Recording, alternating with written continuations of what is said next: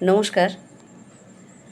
ছোটোবেলা থেকে অভিনয়টা ছিল আমার স্বপ্ন, কিন্তু মা বলেছিল অভিনয় করলে বাড়ি থেকে বেরিয়ে যেতে হবে।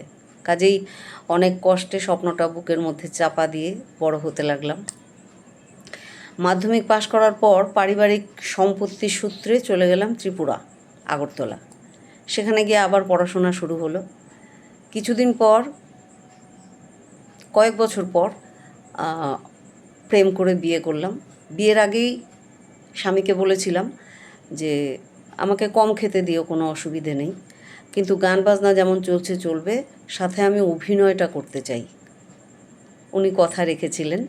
বিয়ের পরে শুরু হলো সত্যি সত্যি অভিনয় জীবন, এবং সেইখানেও আমি একটা থিয়েটার দল তৈরি করি, যার নাম ছিল অস্তরাগ।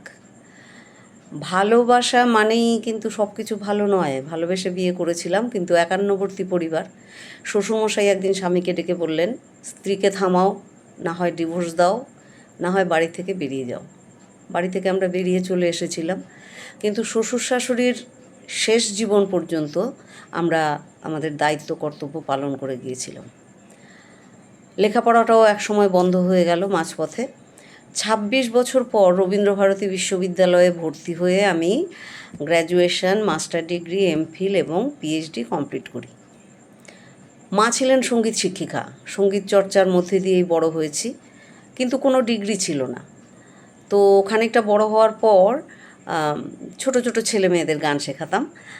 বিয়ের পরেও সেটা শ্বশুরবাড়িতে কন্টিনিউ করি। একদিন আমার ননদ ঠাট্টা করে বললেন, আমাদের বাড়িতে একজন সঙ্গীত বিশারদ আছে।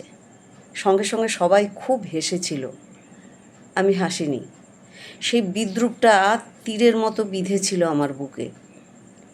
রাতের বেলা স্বামীকে বললাম, ভাবছি সঙ্গীত বিশারদ ডিগ্রিটা নিয়ে নেব। উনি বললেন, এটা ওভার কনফিডেন্ট হয়ে যাচ্ছে না?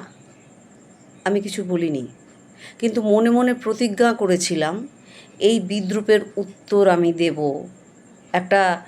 কয়েকটা শব্দ লেখা একটা কাগজ দিয়ে নয়, ডিগ্রি দিয়ে নয়, আমার সাহস দিয়ে, দৃঢ়তা দিয়ে, পরিশ্রম দিয়ে। 5 বছরের সঙ্গীত বিশারদ কোর্স, মিউজিক কলেজে ভর্তি হলাম। চলতে থাকলো সঙ্গীত নিয়ে পড়াশোনা, সঙ্গীত শিক্ষা, সংসারের কাজের পাশাপাশি পুরো দস্তুর। সবাই বলেছিল পারবি না, কিন্তু আমি পেরেছিলাম। ভালো নম্বর নিয়ে এক চান্সে বিশারদ পাশ করেছিলাম, না গর্ব নিয়ে নয়, আমার দৃঢ়তায়। তারপর আমি আবার চলে আসি কলকাতায়। এইখানে আবার সমযাত্রিক নামে একটি দল, নাট্যদল তৈরি করি। সেই দলটি এখনও চলছে। এই দলে, এই থিয়েটার গ্রুপে ম্যাক্সিমাম আমার লেখা, আমার ডিরেকশানে নাটক মঞ্চস্থ হয়ে থাকে। কলকাতায়, বাংলায় এবং বাংলার বাইরে ভারতবর্ষের বিভিন্ন জায়গায় আমরা যাই, শো করি। তার পাশাপাশি cinema, serial, OTT, short film, যাত্রা ইত্যাদিতে অভিনয় করি, গান করি, গান শেখাই। আরেকটা স্বপ্ন এখনও আমাকে ক্রমাগত তাড়া করে বেড়াচ্ছে, সফল চিত্র পরিচালক হওয়ার। সহজ নয় ব্যাপারটা, একদমই সহজ নয়, কিন্তু সংগ্রাম চলছে, সংগ্রাম চলবে। আমার গল্প যদি আপনাদের ভালো লাগে, তাহলে আপনারা লাইক, শেয়ার ও কমেন্ট করে দেবেন। আর তোমাদের কয়েকটা কথা বলতে চাই।